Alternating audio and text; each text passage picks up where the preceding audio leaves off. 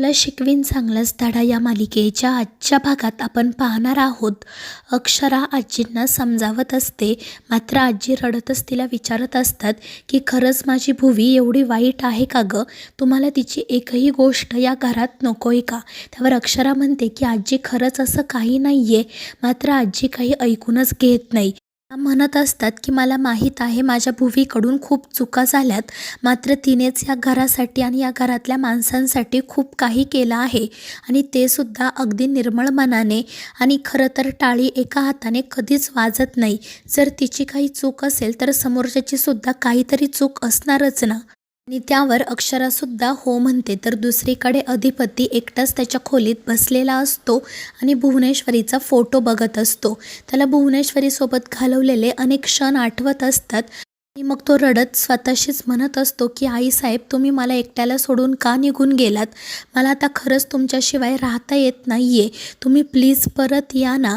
आणि मग त्यानंतर त्याला भुवनेश्वरीबद्दलची एक लहानपणीची आठवण आठवते आणि तो ते सगळं काही आठवून स्वतःशीच हसत बसतो.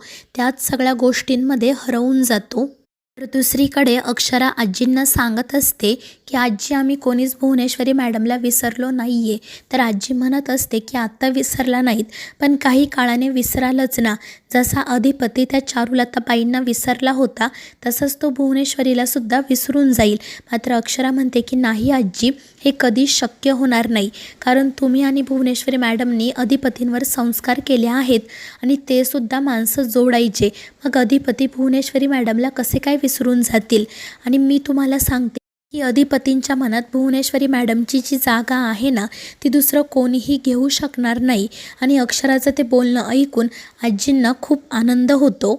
तर अक्षरा आजींना समजावत असते की तुम्ही प्लीज मनात दुसरा कोणताही चुकीचा विचार आणू नका.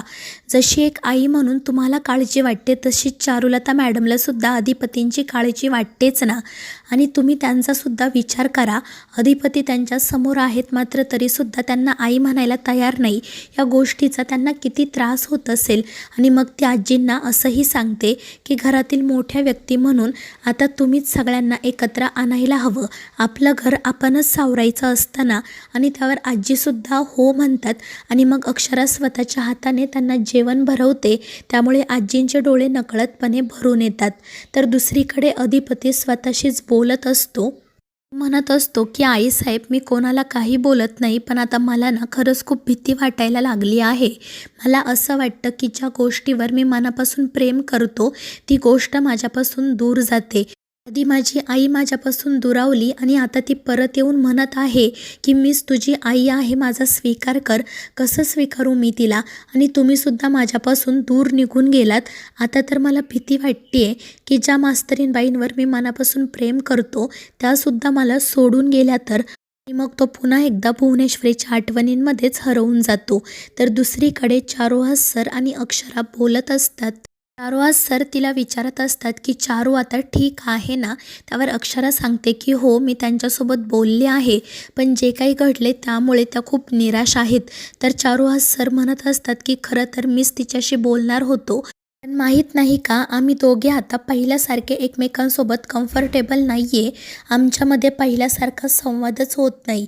मग ते पुढे अक्षराला असंही सांगतात की आधी मी आणि चारू खूप गप्पा मारायचो, वेगवेगळ्या विषयांवर बोलत बसायचो, पण आता 2 वाक्यांनंतर पुढे काय बोलायचं तेच कळत नाही, विषय संपून जातो. आणि त्यावर अक्षरा म्हणते की बाबा, हे साहजिकच आहे ना.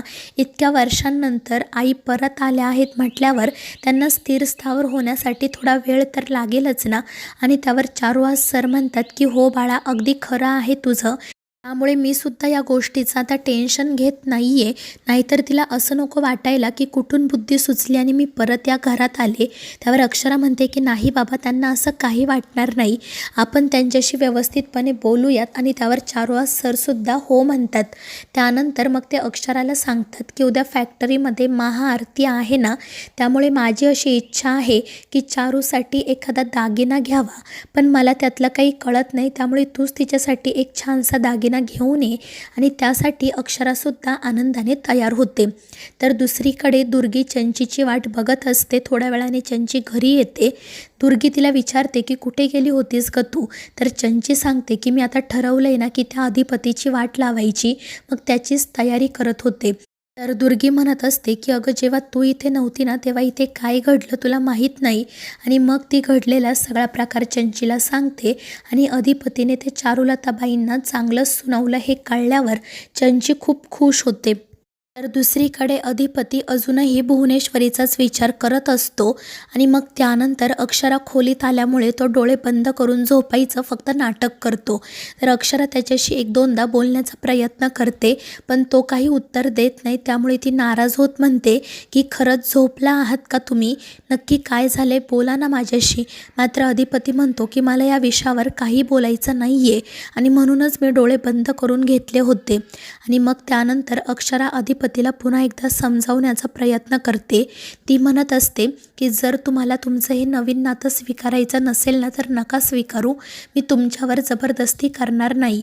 आणि ते ऐकून अधिपती म्हणतो की खरं बोलताय का तुम्ही मास्तरीणबाई? आणि त्यावर अक्षरा म्हणते की हो अधिपती, कारण अशी जबरदस्तीने लादली गेलेली नाती जास्त काळ टिकत नाही. आणि ते ऐकून अधिपती अक्षरालाच विचारतो की आपलं नातं तर टिकेल ना? आणि ते ऐकून अक्षराला वाईट वाटतं.